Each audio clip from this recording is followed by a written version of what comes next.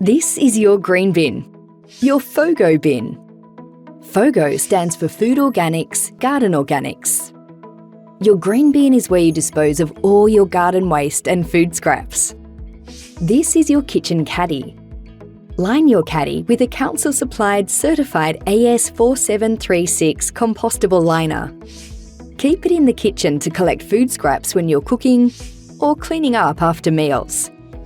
When it's full, tie up the liner and drop it in your green bin, then return your caddy to the kitchen. And if you ever run out of liners, contact Council and we'll replace them for you. You can also use your kitchen caddy without a liner.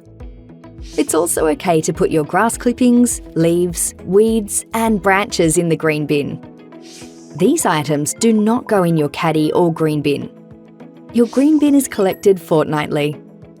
If you're not sure when, check your waste calendar or head to our website. So what happens to your FOGO waste?